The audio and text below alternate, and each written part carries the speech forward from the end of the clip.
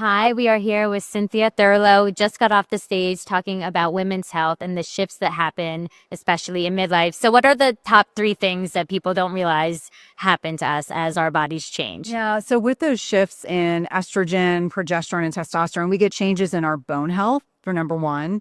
I would say people are oftentimes surprised to know that the health of their microbiome impacts when we actually go into menopause. So, I would say maybe the other, less known factoid is that adverse childhood events impact when we go into menopause, which impacts the health of our microbiome and how our body responds to stress and like chronic cortisol activation. So it's like those types of like factoids I don't see a lot of people talking about, and are certainly like really important for women to understand. Like, what are the things I need to be doing ahead of going into menopause to help support my health?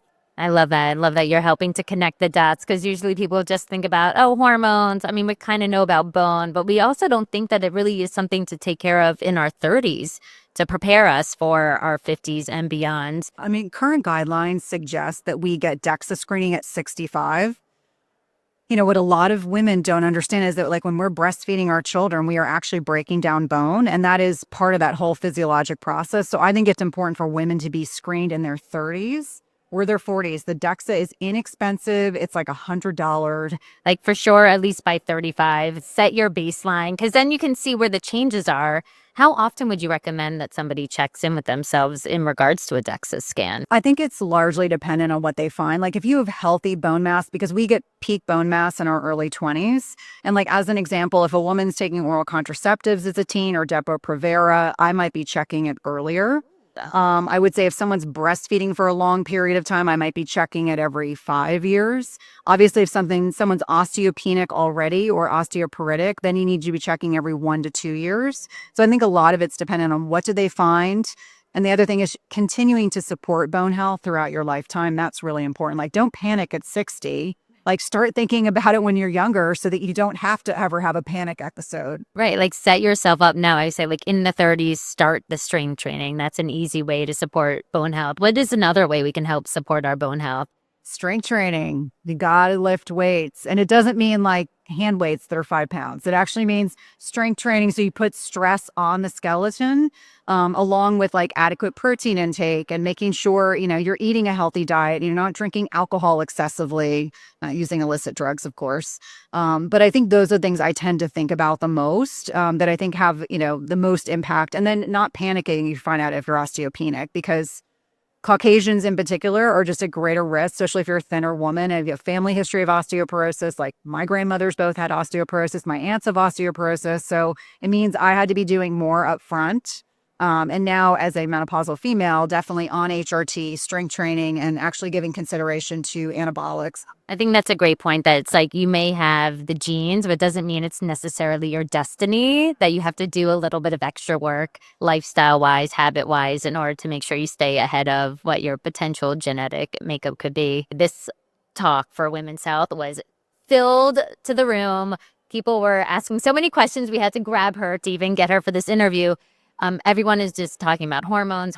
There's a lot of noise out there right now. What would you say for someone who's even thinking about hormones? What type of hormones should we be talking to our doctors about? Absolutely bioidentical, not the synthetics. It's not to suggest there's not a place, oral contraceptive drugs, which are necessary for women who want to determine when they when they choose to have children.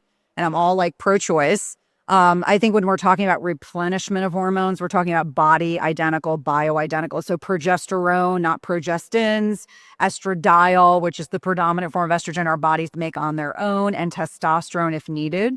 So really having a conversation saying, I want bioidentical hormonal replenishment or replacement, and being really sincere. If your provider's not willing to talk to you about that, then you need to find a new provider, and that's okay. Yeah, I love that you said that because people don't realize the number one thing most doctors do prescribe is birth control. And that's what they're trained to do. I mean, I'm technically I'm a primary care nurse practitioner by training, although I always did acute care medicine. And so I remind people that that is the tool that most providers are given. So this has really been a big shift. And the Women's Health Initiative, which came out in 2002, was a time when all of a sudden the hormones really became out of vogue and a lot of fear around them. So you have a whole generation, probably my own age, who probably are still in that mindset that hormones equate with health risks that they're just not willing to associate themselves with. But wonderfully. There's a whole growing community of providers, physicians, nurse practitioners, PAs that are prescribing hormones and doing so really safely and very, with a degree of knowledge and expertise that, I always say, like, every woman deserves to have a great conversation with their provider about what they want to do. Just like in this conversation today, there are women saying, I don't really want to take hormones. And I'm like, that's okay. Just make sure you have fully informed consent about the pros, the cons, and everything that you can do in between to support your health.